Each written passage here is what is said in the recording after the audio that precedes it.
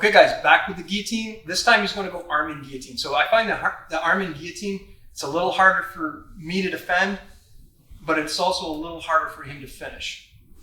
The only difference now, as I apply my defense, is the arm is trapped, so I'm not going to be able to cross face him or put pressure on his shoulder. So this time what I'm going to do is drive into him, is I'm going to make a small cup in the middle of his back, middle to upper thoracic in his back. I'm making a little cup, almost like I'm drinking water. I'm going to apply the pressure through that cup, just as I did earlier with the crossface. All right? So next he's going to do the same thing. He's going to bump. He's going to create enough space that he can come over the head, wrap the neck, and start to come back. This time he's going to control this arm. So we're going arm in. So as he comes back, I'm immediately making that cup, again, mid to upper spine, and driving my weight into that. It's extremely uncomfortable for Lance. If you're working with someone a lot smaller than you, just be conscious of your weight here, because you can give your partner a pretty strong adjustment here.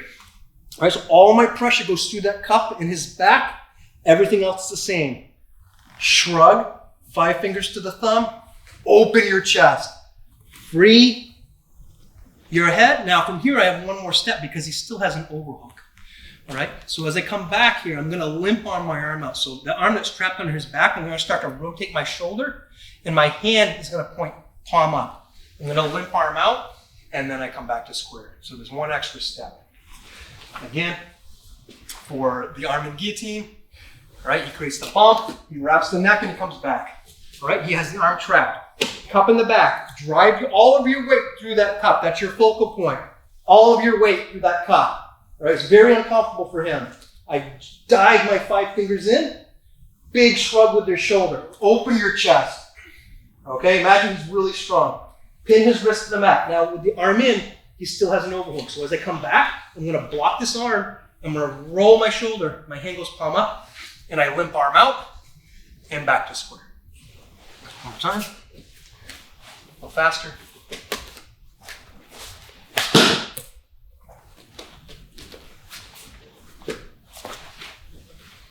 That limp arm is very important. At the end, once I free myself, I can't get lazy and come back because he does have plenty of attacks from me. So as we're here and I come back to square, I'm pinning this arm, my hand comes out, palm up, in a limp arm. Back to square, and now I'm safe. So that is the defense for the arm in guillotine. Again, I'm late. I wasn't able to move to the side. I wasn't able to hand fence with him early on. He's able to lock it up. And now I have to really focus on surviving the choke and then extracting my neck.